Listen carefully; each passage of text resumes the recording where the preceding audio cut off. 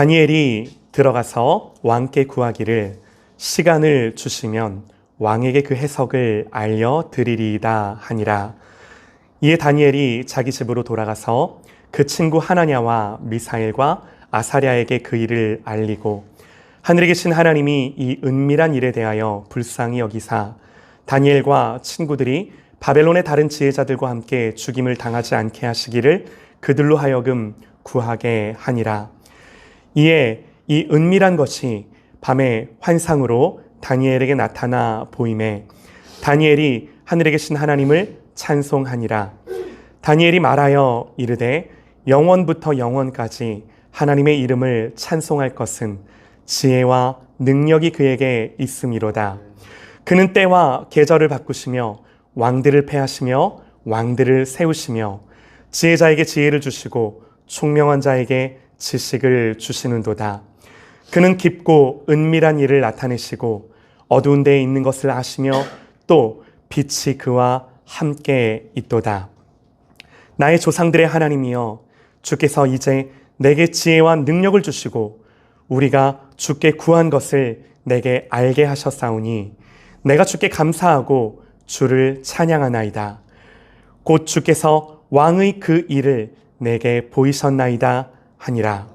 이에 다니엘은 왕이 바벨론 지혜자들을 죽이라 명령한 아리옥에게로 가서 그에게 이같이 이르되 바벨론 지혜자들을 죽이지 말고 나를 왕의 앞으로 인도하라.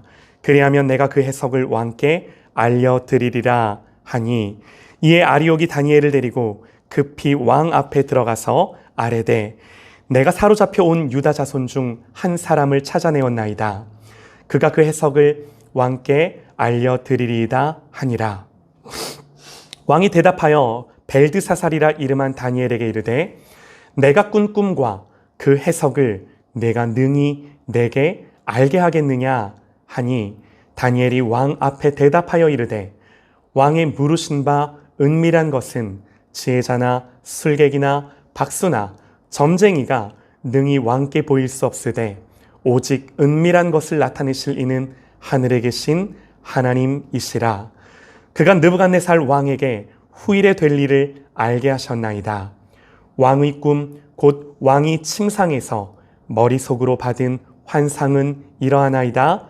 왕이여, 왕이 침상에서 장래일을 생각하실 때에 은밀한 것을 나타내시는 이가 장래일을 왕에게 알게 하셨사오며 내가 이 은밀한 것을 나타내심은 내 지혜가 모든 사람보다 낮기 때문이 아니라 오직 그 해석을 왕에게 알려서 왕의 마음으로 생각하던 것을 왕에게 알려주려 하심이니이다.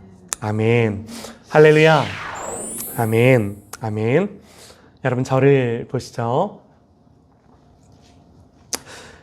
형통이라는 말을 국어사전에서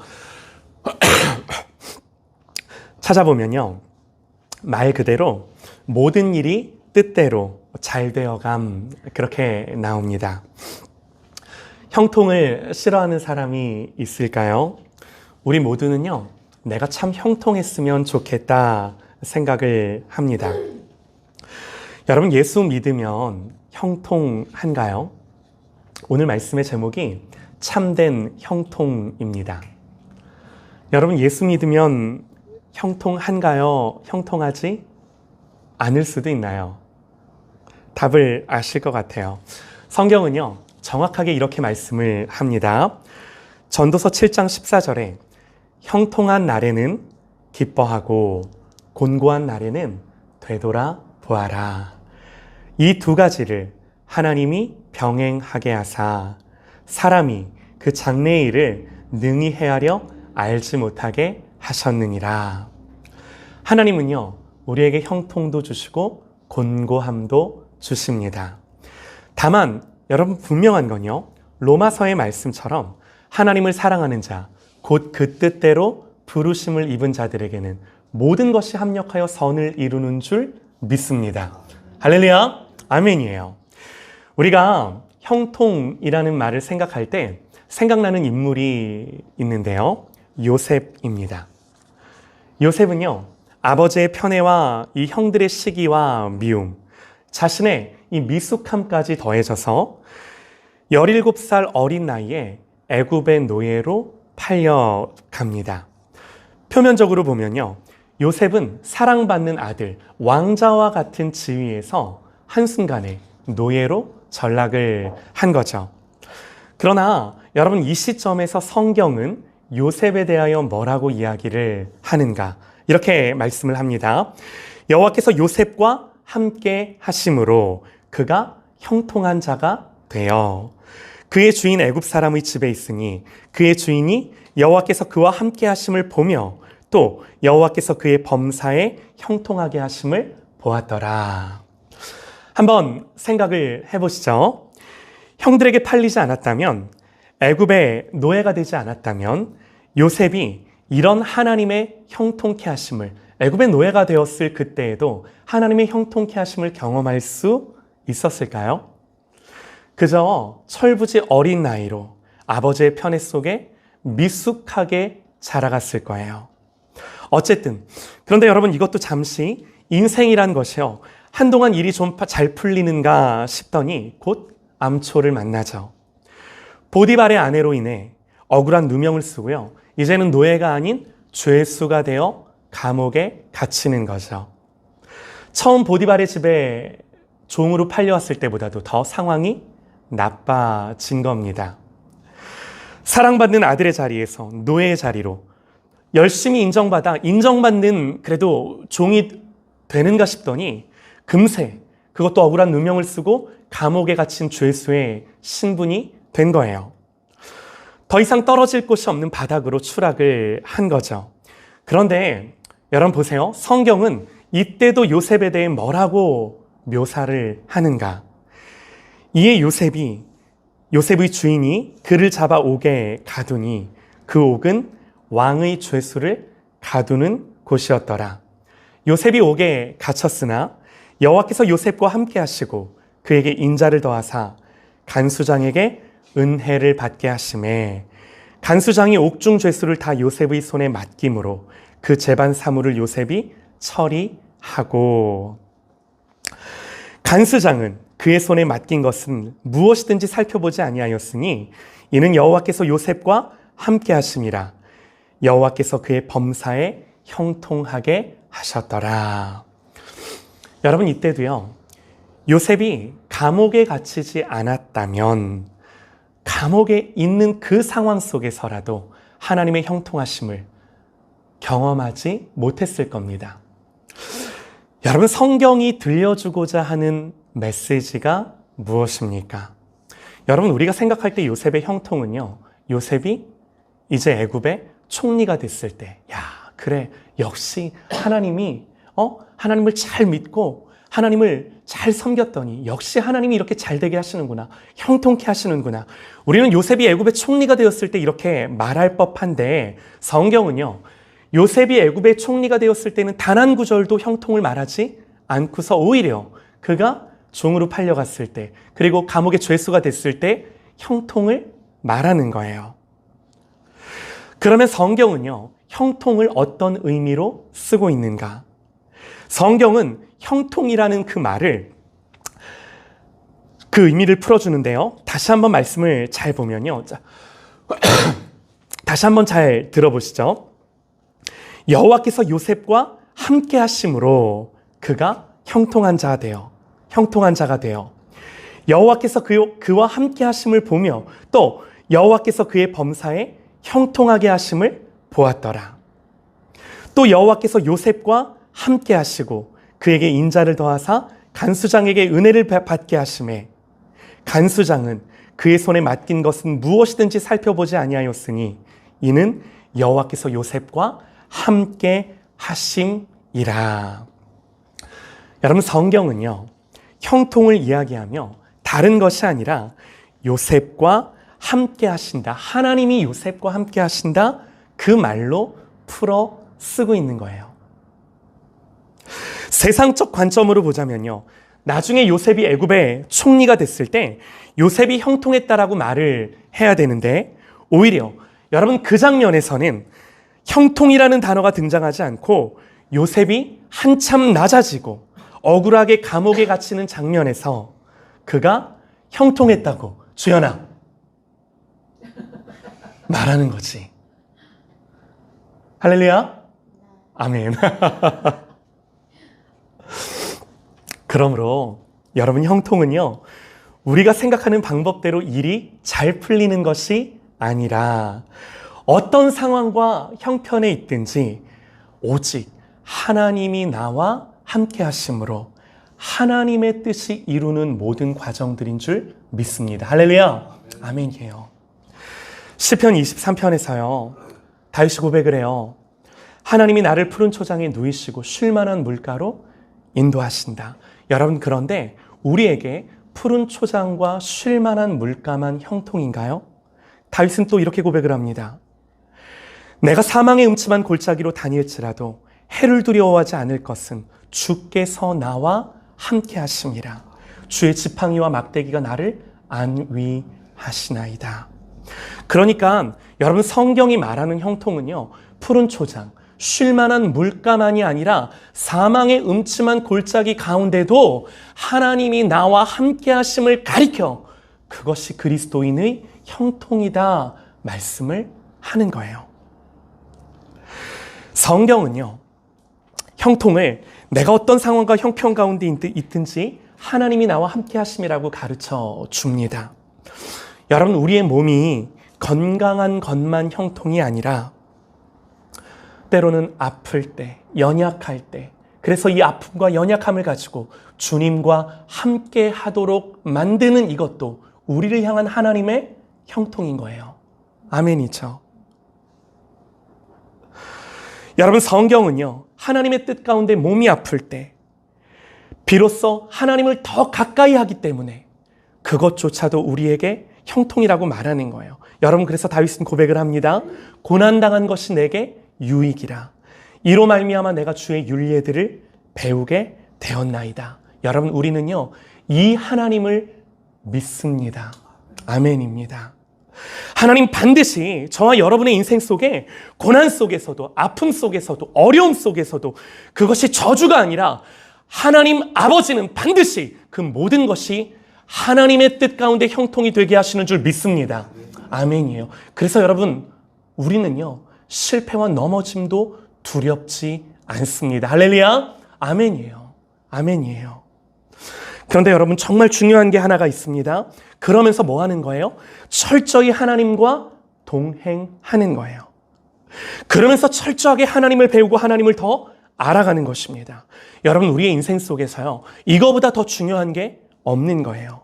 그래서 인간적인 형통이 아니라 권고함이 필요하고, 하나님은 이 권고함마저도 하나님을 더욱더 찾게 하는 계기로 우리의 인생을 인도하는 것입니다.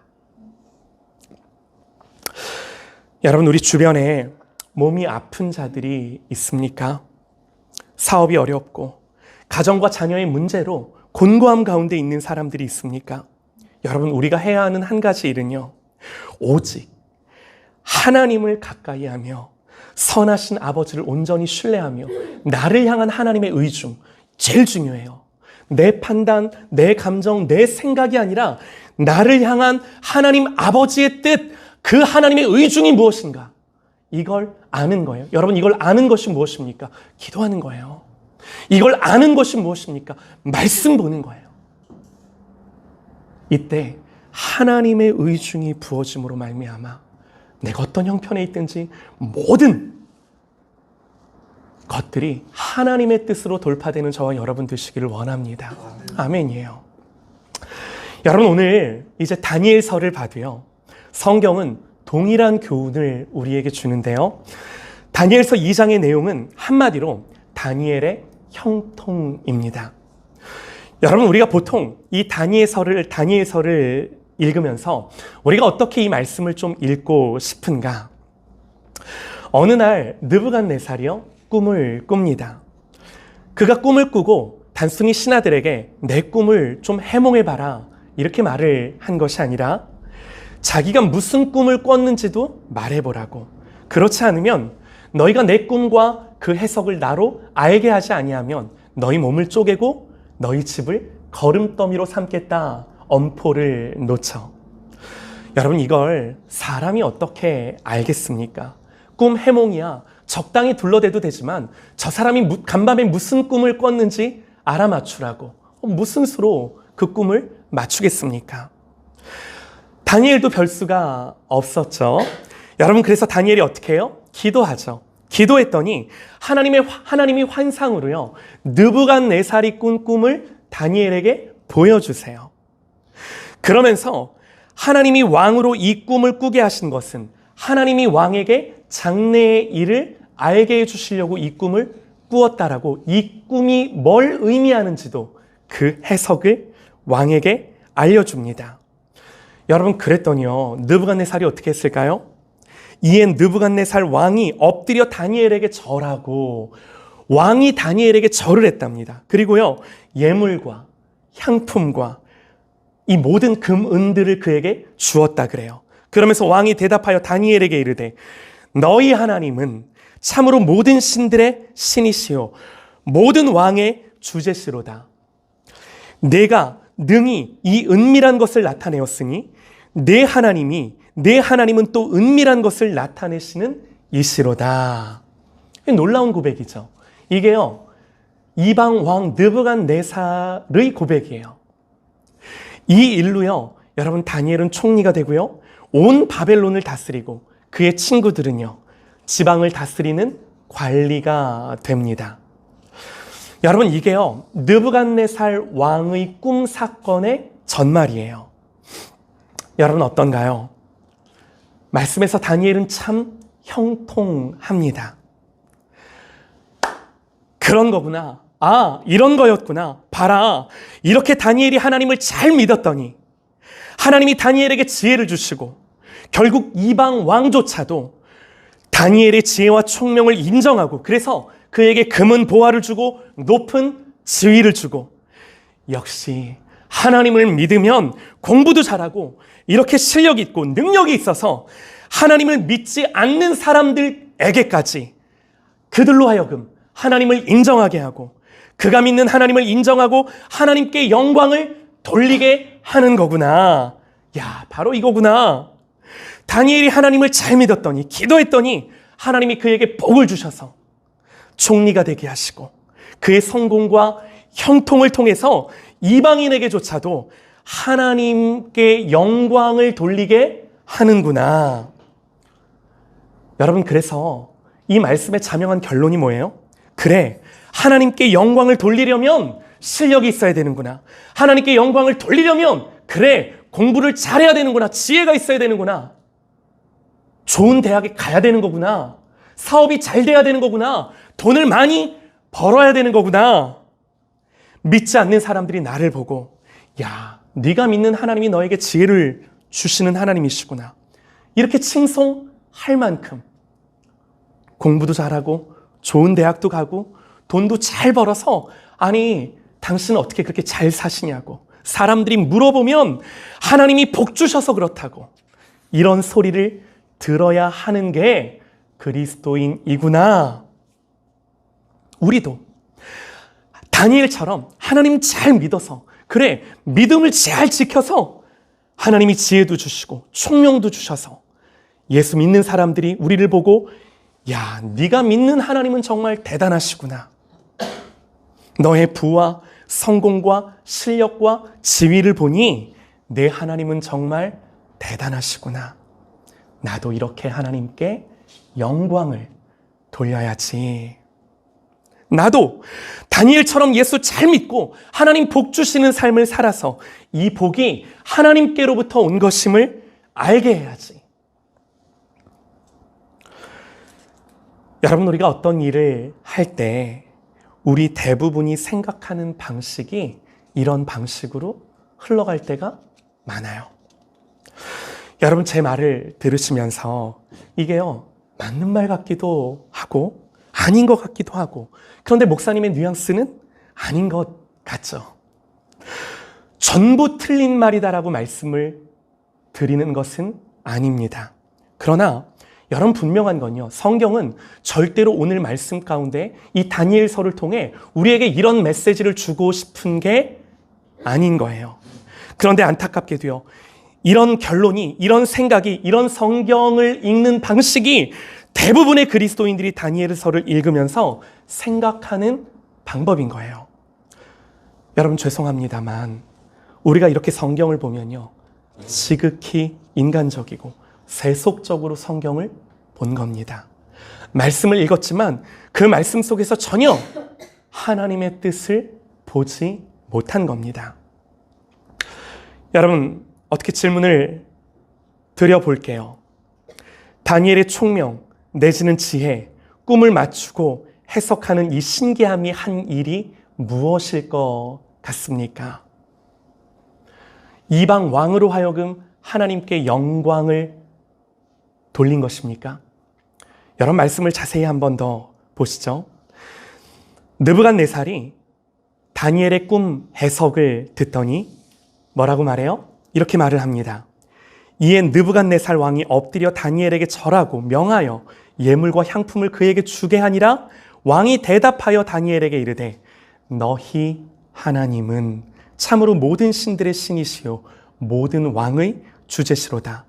내가 능히 이 은밀한 것을 나타내었으니 내 하나님은 또 은밀한 것을 나타내시는 이시로다. 여러분, 이 말씀이 어떻게 들리십니까? 야, 좋은 고백이다. 너무 잘한 거다. 혹시 그렇게 생각이 되실까요? 여러분, 이 느부갓네살의 말에서 우리가 주목하고 싶은 표현이 좀 있는데요. 다시요. 너희 하나님은 참으로 모든 신들의 신이요 네 하나님은 또 은밀한 것을 나타내시는 이시로다. 여러분, 이 고백이 어떻게 들리시나요? 물론 여러분, 이방 왕으로서 하나님 없는 자로서 하나님을 향해 이렇게 고백한 건 대단한 고백일 수 있을지 모릅니다. 그런데 문제는요, 하나님이 이 고백을 들으셨을 때 하나님이 기뻐하셨을까요? 저는 전혀 그렇다고 생각되지 않아요. 너희 하나님은 참으로 모든 신들의 신이고 너의 하나님은 은밀한 것을 나타내실 수 있구나. 네가 믿는 하나님이 대단한 것을 내가 뭐 한다라는 거예요? 인정한다라는 거예요. 그러나 어디까지나 누구의 하나님? 너의 하나님이지 내 하나님으로의 고백은 아닌 거예요. 대단하고 신기하고 능력 있고 실력 있고 하지만 너의 하나님이지 느부갓네살의 고백에서 나의 하나님은 아닌 것입니다. 여러분 보세요. 이렇게 2장이 끝나고 3장으로 넘어가면요, 여러분 어떤 사건이 나오는지 아십니까? 느부갓네살이 금으로 30m 신상을 만들어서 온 나라 백성들이 다 그 신상을 향하여 절을 하게 합니다. 다시 한 번 더 여쭤볼게요. 다니엘의 총명 내지는 다니엘의 지혜, 꿈을 맞추고 해석하는 이 신기한 능력이 한 일이 무엇입니까?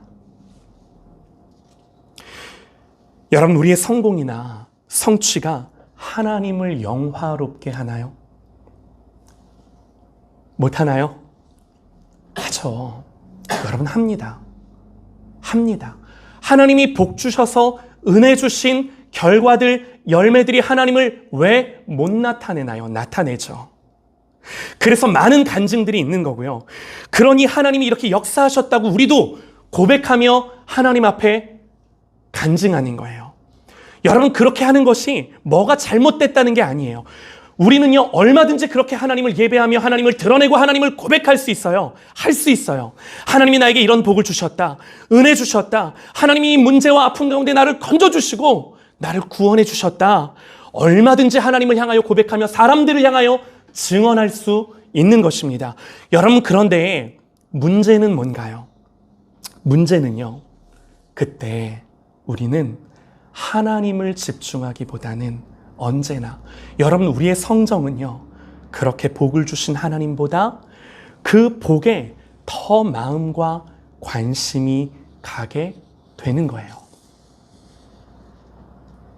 우리가 많은 간증들을 들을 때, 하나님이 하신 일을 서로 이야기하며 나눌 때 너무나도 쉽게 나의 자랑이 될 수 있고요. 너무나도 쉽게 하나님이 복 주신 이 결과들이 하나님보다 더 내 의도는 그렇지 않았음에도 불구하고 저 사람이 들을 때, 세상이 들을 때 하나님보다 뭐가? 이게 더 부각되고 드러날 수밖에 없는 것이 언제나 이 간증과 이 증거의 이면에 숨겨진 일들이라는 거예요. 너무나 쉽게.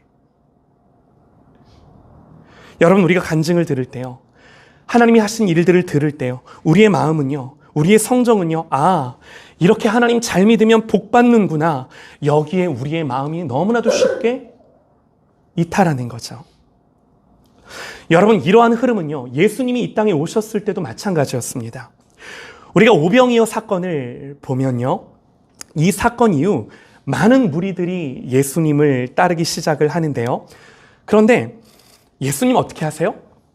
그들을 두고 부랴부랴 산으로 도망을 가세요. 왜 그랬나요? 그러므로 예수께서 그들이 와서 자기를, 예수님을 억지로 붙들어 임금으로 삼으려는 줄 아시고 다시 혼자 산으로 떠나가시니라. 그랬는데도 불구하고 무리들이 집요하게 예수님을 따라오자 예수님 말씀하세요. 예수께서 대답하여 이르시되 내가 진실로 진실로 너희에게 이르노니 너희가 나를 찾는 것은 표적을 본 까닭이 아니요 떡을 먹고 배부른 까닭이로다. 여러분, 왜 예수님을 따른다고요? 떡 먹고 배불러서. 여러분, 오늘 이 시대의 기독교는 어떨까요? 오늘 우리의 교회는 어떨까요? 우리 스스로 자문해 봐야 되는 거죠. 여러분, 저는 뭐 때문에 목회를 할까요? 저는 뭐 때문에 목회를 할까요? 자문해 봐야 하는 거죠. 느부갓네살이 내 꿈을 너희들 말해보라고 다니엘이 하나님께 기도합니다. 자기의 친구들에게도 기도해 줄 것을 부탁합니다. 여러분, 이들의 기도는 무슨 기도였나요? 성경 정확하게 이렇게 말을 합니다. 하늘에 계신 하나님이 이 은밀한 일에 대해서 불쌍히 여기사 다니엘과 친구들이 바벨론의 다른 지혜자들과 함께 죽임을 당하지 않게 하시기를 그들로 하여금 구하게 하니라.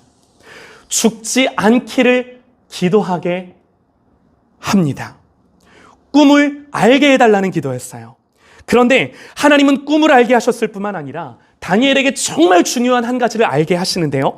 여러분, 그게 오늘 우리가 읽은 본문에 나와요. 다니엘이 말하여 이르되, 하나님이 꿈을 알게 하셨을 때 다니엘이 뭐라고 고백을 하냐면요, 다니엘이 말하여 이르되 영원부터 영원까지 하나님의 이름을 찬송할 것은 지혜와 능력이 그에게 있음이로다. 그는 때와 계절을 바꾸시며 왕들을 패하시며 왕들을 세우시며 지혜자에게 지혜를 주시고 총명한 자에게 지식을 주시는도다. 여러분 보세요. 다니엘이요, 하나님 앞에 죽지 않기를 구했어요. 하나님, 내가 저 꿈을 모르면 이스라엘의 모든, 바벨론의 모든 지혜자들과 함께 우리도 죽임을 당합니다. 하나님, 그러니 전 느부갓네살이 꾼 꿈이 무엇인지를 우리로 알게 해달라고, 꿈 알게 해달라고 기도를 합니다. 그러나 다니엘이 이렇게 기도했을 때 하나님은 다니엘에게 뭘 알게 하셨어요?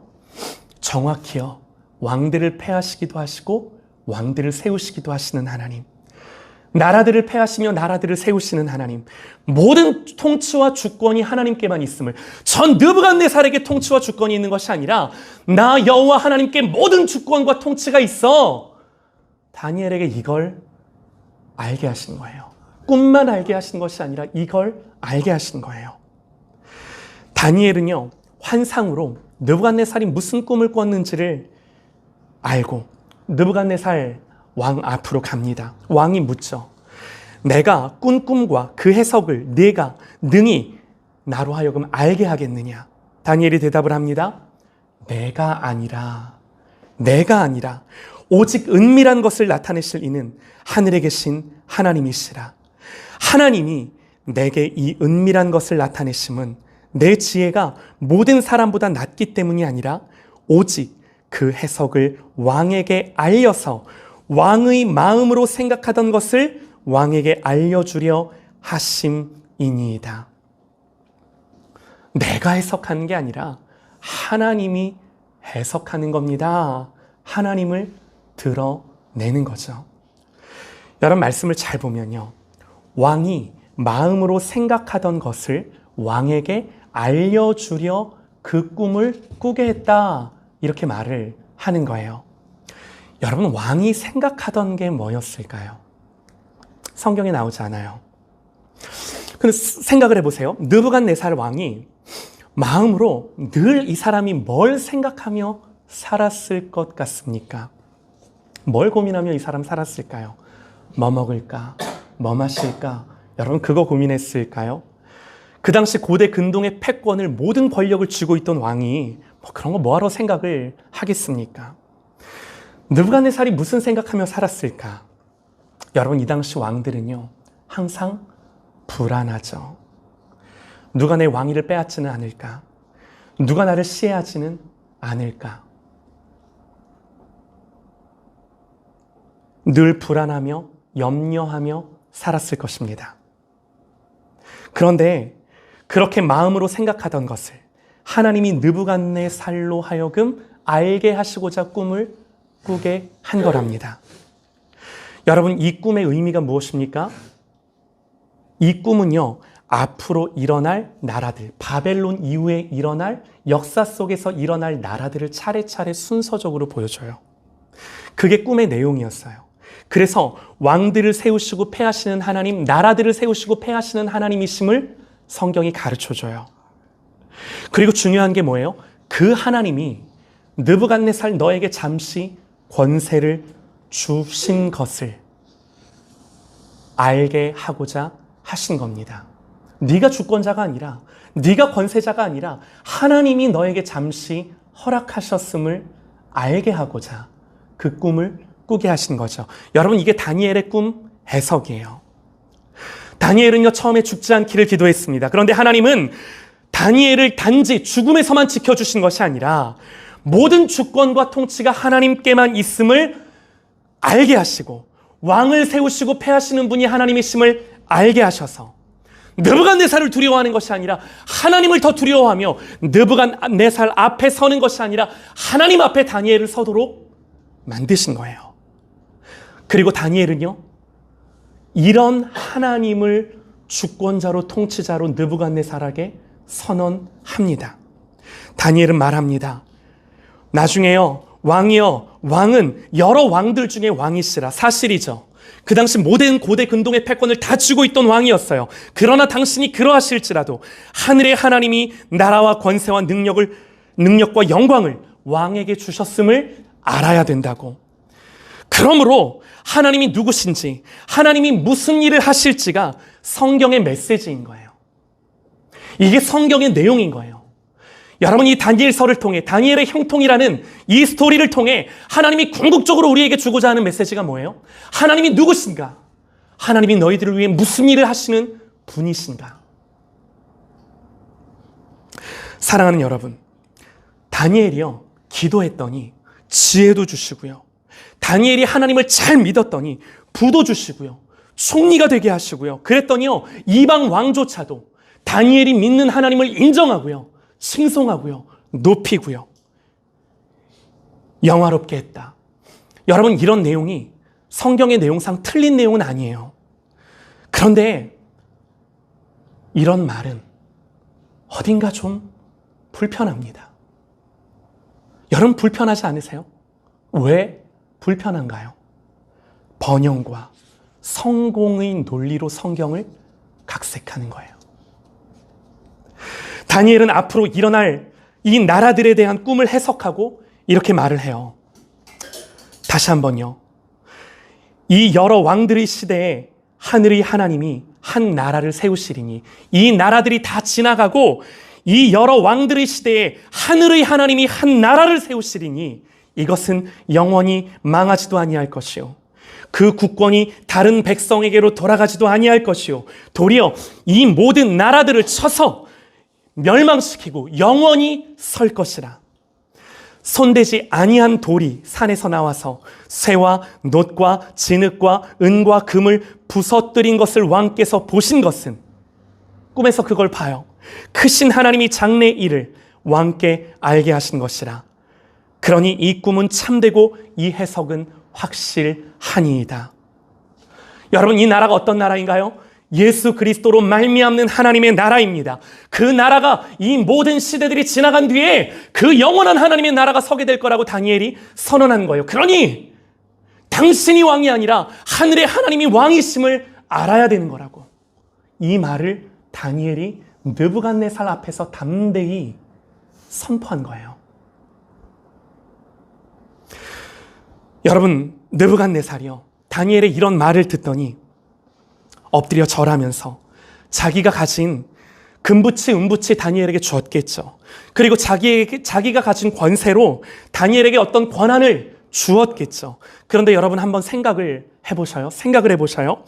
이 영원한 나라를 바라본 다니엘, 모든 주권과 통치가, 권세가 하나님께만 있는 것을 이미 맛본 다니엘이 잠깐 있다가 사라질 이 바벨론의 금부치, 은부치, 이 바벨론의 권세를 주었다 한들, 여러분 이것이 다니엘에게 뭐 그리 대단한 기쁨이 되고 뭐 그리 큰 영광이 될 수가 있었겠습니까?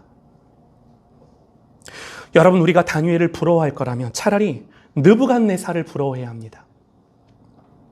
여러분, 우리는요, 다니엘이 손가락이 가리키는 이 손가락을 주목하는 것이 아니라 이 손가락이 가리키는 그 대상이 무엇인지를 주목해야 되는 거예요.